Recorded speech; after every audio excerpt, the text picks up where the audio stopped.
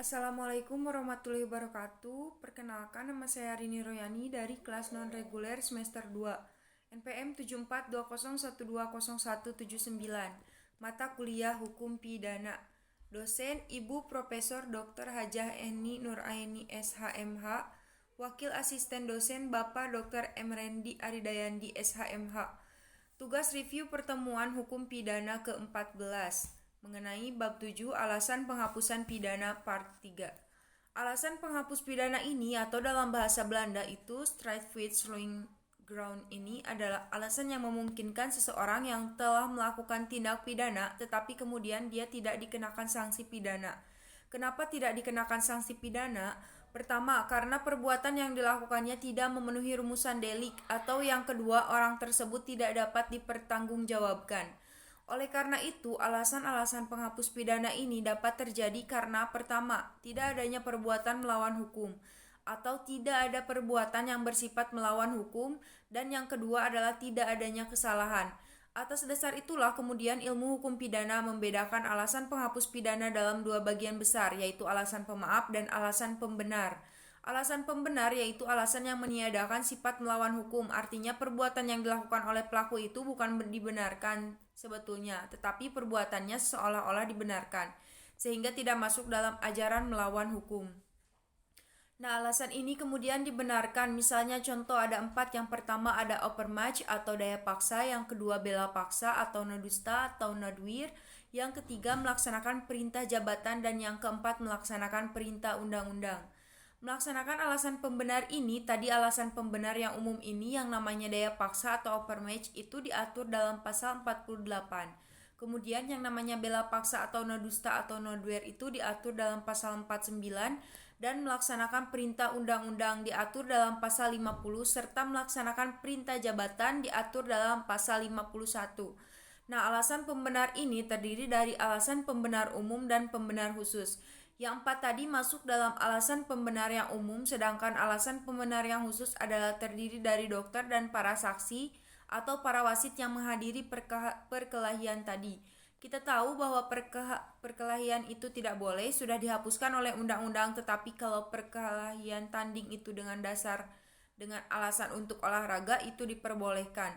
Nah, asas yang menyimpangnya namanya adalah asas voluntas injuria. Nah, artinya pertandingan atau perkelahian tanding itu diperbolehkan asal ada wasit atau saksi atau dokter. Nah, ini yang biasa terjadi di dalam pertandingan yang seolah-olah seperti perkelahian tanding, tetapi ini adalah dalam kategori olahraga. Yang berikutnya adalah pencemaran demi kepentingan umum karena terpaksa. Misalnya pencemaran atau penistaan itu diatur dalam pasal 310 dan seterusnya. Nah, ini masuk dalam delik aduan. Orang bisa dibenarkan dia melakukan penistaan kalau memang itu untuk kepentingan umum. Kalau untuk kepentingan pribadi tidak boleh. Apa yang dimaksud kepentingan umum? Kepentingan umum misalnya ketika seseorang jurnalis menceritakan mengenai kronologis yang menyangkut hak privasi seseorang, itu tidak berarti dia tidak mencemarkan nama baik atau dia menista atau memfitnah, tetapi itu adalah dalam kapasitas dia memberikan informasi publik kepada seseorang. Misalnya seorang pejabat diduga melakukan korupsi, kemudian ditangkap oleh KPK, bisa kemudian diberitakan di berbagai media, itu adalah pencemaran demi kepentingan umum. Yang berikutnya adalah dihina dengan putusan hakim. Yang dihina dengan putusan hakim itu seperti apa? Misalnya ada seseorang pelaku kemudian dijatuhi vonis oleh hakim 2 tahun penjara. Misalnya tidak berarti bahwa hakim itu menghina yang bersangkutan dengan menjatuhkan vonis. Tetapi vonis itu dijatuhkan adalah demi untuk menegakkan keadilan dan kebenaran. Nah, kemudian alasan pembenar ini juga ada yang diatur di luar undang-undang. Kalau yang tadi itu semua diatur dalam undang-undang, ini ada lagi alasan pembenar diatur di luar undang-undang.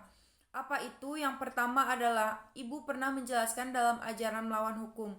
Dalam fungsi yang negatif, Ares Hojrad, Anda pelajari lagi, Anda buka kembali, Anda ingat kembali apa itu Ares Hojrad.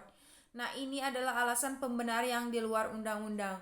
Yang kedua adalah kewenangan jabatan. Misalnya, seorang apoteker atau seorang penyelidik ilmiah, misalnya seorang apoteker, dia memberikan obat berdasarkan resep dari dokter, di mana obatnya itu mengandung narkotika atau nafza.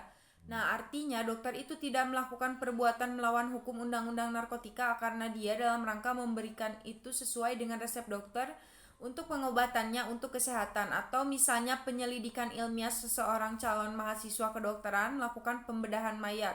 Misalnya dia ingin tahu bagaimana jantung ada di mana, ginjal ada di mana. Nah, ketika mayat itu dibedah, tidak berarti dia merusak organ tubuh atau merusak mayat. Itu adalah alasan pembenar di luar undang-undang. Satu lagi alasan pembenar di luar undang-undang, hukuman disiplin. Hukuman disiplin itu misalnya diterapkan oleh orang tua terhadap anak. Di dalam undang-undang perlindungan anak dikatakan bahwa setiap anak itu harus dilindungi, tetapi kalau orang tua misalnya mencubit dalam kapasitas dia mendidik anaknya supaya anaknya tidak berbohong, supaya anaknya tidak nakal, itu dibenarkan oleh hukum karena untuk mendidik. Oleh karena itu, tidak bisa si anak itu kemudian melaporkan kepada penyidik bahwa dia sudah dianiaya oleh orang tuanya. Nah, berikutnya yang kedua adalah alasan pemaaf. Nah, alasan pemaaf ini adalah dua alasan pemaaf ini juga. Ada alasan pemaaf umum dan nanti ada alasan pemaaf khusus. Nah, alasan pemaaf umum ini adalah didasarkan pada kualitas atau keadaan tertentu. Misalnya tidak mampu bertanggung jawab yang diatur dalam pasal 44, tidak mampu bertanggung jawab sepenuhnya. Diatur dalam pasal 44 KUHP, seorang anak di bawah umur, anak yang cacat jiwanya, anak yang debil, anak yang kurang, anak yang idiot, yang tidak normal, ketika dia melakukan perbuatan melawan hukum, maka itu dimaafkan oleh hukum. Jadi artinya kesalahannya yang dimaafkan bukan perbuatan melawan hukumnya. Perbuatan melawan hukum tetap ada, tapi kesalahannya yang dihapuskan. Nah, yang kedua, daya paksa dalam arti sempit. Jadi daya paksa itu bisa masuk alasan pembenar, bisa masuk alasan pemaaf. Yang namanya alasan pembenar adalah dalam arti yang khusus tadi, tetapi kalau alasan pemaafnya dalam arti sempit. Kemudian bela paksa yang melampaui batas. Bela paksa itu diatur dalam pasal 49. Kalau alasan pembenar itu pasal 49 ayat 1, tapi alasan pemaafnya pasal 49 ayat 2, dan yang keempat, perintah jabatan yang tidak sah. Nah, kemudian ada lagi alasan pemaaf khusus, yaitu mempersiapkan, memperlancar perubahan ketatanegaraan. Jadi ketika orang mau melakukan kampanye, misalnya tim sukses, melakukan persiapan kampanye tidak berarti kapasitas dia mau subversi, tetapi dia adalah dalam rangka untuk mempersiapkan atau memperlancar perubahan ketatanegaraan dalam rangka pilkada, pilpres, atau sebagainya. Kemudian pembujukan kembali yang gagal. Kemudian yang ketiga, tidak melaporkan kepada yang berwajib apabila ada orang ingin melakukan kejahatan. Dan yang keempat, perbuatan pencurian antar suami istri. Nah, ini alasan pemaaf khusus. Kenapa? Karena tidak mungkin dalam satu keluarga ada suami istri saling mencuri. Nah, kemudian ada alasan pemaaf di luar undang-undang. Juga ada yang kalau tidak ada kesalahan sama sekali, artinya adalah kekeliruan, ada dua, ada mistake dan error misalnya. Nah, kemudian ada alasan pidana lanjut. Nah, sekarang apa yang dimaksud daya paksa? Daya paksa atau overmatch bisa masuk dalam alasan pembenar, bisa juga dalam alasan pemaaf yang khusus. Bela paksa atau daya paksa atau overmatch itu diatur dalam pasal 48. Daya paksa itu artinya adalah setiap kekuatan atau setiap paksaan atau setiap tekanan yang tidak dapat ditahan, itu namanya daya paksa. Jadi kalau kita mendapatkan tekanan, ancaman, paksaan yang kita sendiri tidak bisa melawan, maka itu masuk daya paksa. Daya paksa dibagi dua, yaitu daya paksa absolut vis absoluta, dan ada yang daya paksa relatif atau vis convulsiva. Daya paksa absolut atau vis absoluta adalah daya paksa yang sama sekali tidak dapat ditahan secara fisik maupun psikis.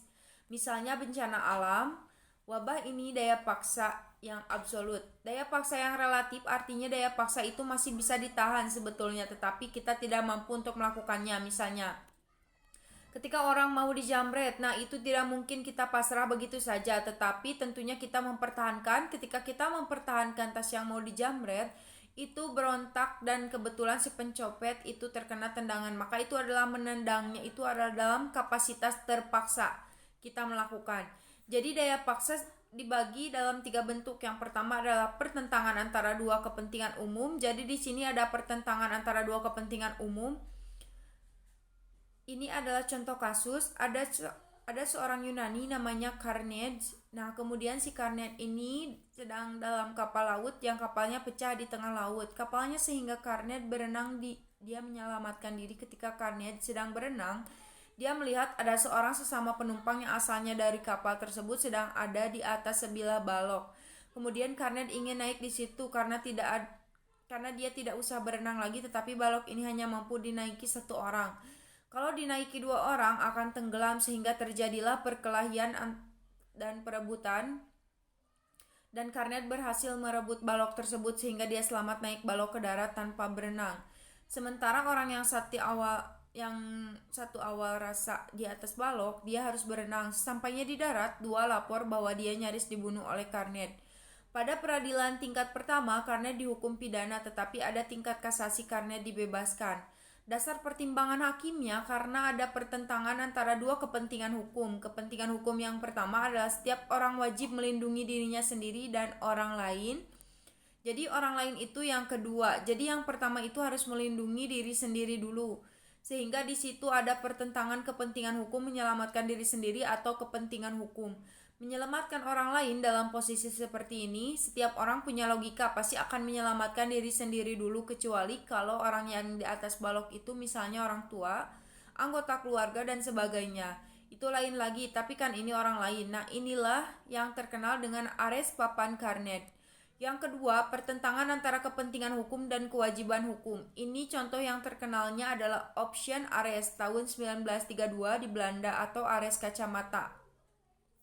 Kasus posisinya jadi dulu dan bahkan sampai sekarang di negeri Belanda itu ada aturan pemerintah kota toko buka dan tutup itu harus sama. Toko itu buka jam 10 pagi, tutup jam 6 sore. Nah, suatu ketika ada seorang warga datang ke toko kacamata. Dia ingin membetulkan kacamatanya, tetapi si warga kota tersebut datangnya menjelang toko tutup. Terus pemilik toko kacamata itu menolak karena toko mau tutup, karena membuat kacamata pesanan sesuai dengan kemauan itu tidak bisa sebentar, memakan waktu yang melebihi jam 6, berarti paling tidak 2 jam. Nah, kemudian si penduduk kota itu mengatakan, kalau saya tidak menggunakan kacamata, maka saya tidak bisa beraktivitas, apalagi malam hari. Nah, dalam keadaan seperti itu, akhirnya si pemilik toko kacamata itu tetap melayani penduduk yang ingin membetulkan kacamata. Di sini terjadi pertentangan antara kepentingan hukum dan kewajiban hukum. Kepentingan hukumnya adalah setiap orang wajib menolong orang lain, dan kewajiban hukumnya adalah seorang toko wajib mentaati peraturan dari pemerintah kota. Jadi di sini pemilik toko kacamata ada dua yang dia langgar, tetapi dia mendahulukan kepentingan hukum, yaitu menolong orang yang membutuhkan kacamata ketimbang dia mentaati peraturan pemerintah kota. Nah, inilah yang terjadi, pertentangan antara kepentingan hukum dan kewajiban hukum, dan yang ketiga adalah pertentangan antara dua kewajiban hukum. Sekian yang dapat saya sampaikan. Terima kasih atas perhatiannya. Mohon maaf bila ada kekurangan. Wabillahi taufiq wal hidayah. Wassalamualaikum warahmatullahi wabarakatuh.